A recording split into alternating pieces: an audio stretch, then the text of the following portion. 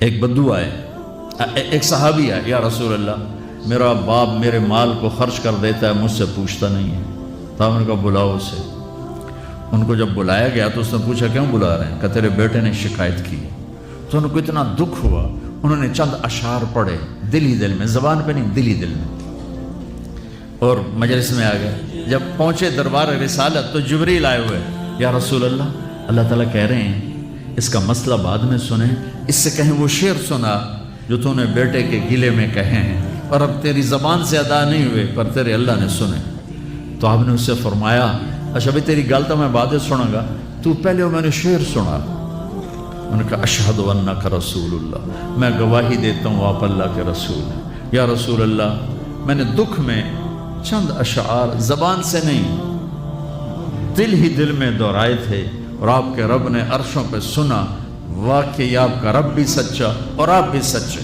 آپ نے کہا کیا کہا تھا؟ کہا میرے بیٹے جس دن تو پیدا ہوا ہم نے اس دن اپنی ذات کے لیے جینا چھوڑ دیا، ہم نے تیرے لیے زندگی کا سفر شروع کیا، تجھے ٹھنڈی چھاؤں میں بٹھانے کے لیے گرم ہواؤں سے لڑا، تمہیں ٹھنڈی ہواؤں سے بچانے کے لیے برفانی راتوں میں کام کیا، تیری ایک مسکراہٹ دیکھنے کے لیے ساری ساری رات تڑپا، ساری رات اپنے آپ کو کوہلو کے بیل کی طرح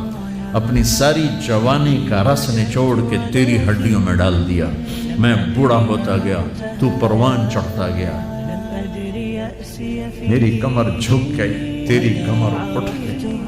میری ٹانگوں سے جان نکل گئی، تیری ٹانگیں مضبوط ہو گئی، میرے ہاتھ کانپنے لگے، تیرے ہاتھ مضبوط ہوئے، میں لڑکھڑانے لگا، تو اترانے لگا، تو مجھے خیال آیا کہ جیسے میں اس کے لیے دھکے کھاتا تھا، اس کی زندگی کی دعائیں مانگتا تھا، اس کے لیے تڑپتا تھا، چلو آج میرا یہ سہارا بنے گا۔ لیکن جب تجھ میں جوانی کی لہر دوڑی اور مجھے بڑھاپے نے کھا لیا، جب جوانی میں تجھ میں رنگ بھرا اور بڑھاپے نے میرے رنگ چھین لیے، جب جوانی تجھے سیدھا کیا بڑھاپے نے مجھے ٹیڑھا کر دیا، کمر جھکا دی، تو ایک دم تو مجھے ایسے گھور کے دیکھنے لگا، تیری آنکھیں ماتھے پہ چڑھ گئیں اور تو مجھے یوں دیکھنے لگا جیسے میں نوکر ہوں، تو باپ، تو مالک۔ تو میں نے اپنی 30 سالہ زندگی کو جھٹلا دیا کہ ہاں میں باپ نہیں ہوں، میں نوکر، یہ میرا سردار ہے، اگر یہ بیٹا ہوتا تو یوں تو نہ کرتا، اس نے میری راتوں کے تڑپنے کو بھلایا، میرے گرمی سردی سے لڑنے کو بھلایا، کولو کے بیل کی طرف میرے چکر کاٹنے کو بھلایا، اپنی خوشیوں کو دفن کر دیا اپنے سینے میں،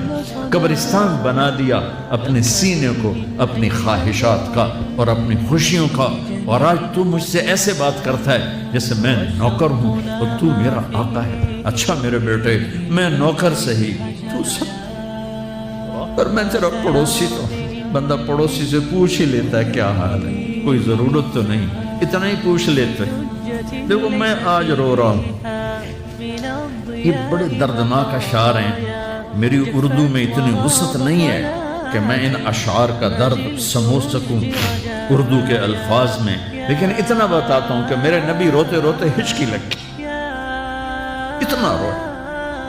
آپ نے اس بچے کے گریبان کو یہاں سے پکڑ کر دفع ہو جا، میری نظروں سے دور ہو جا، انت و مالک لابیک، تیرا سب کچھ تیرے باپ کا ہے، یہی باپ آج تمہارے ہاتھوں ذلیل ہو رہے ہیں۔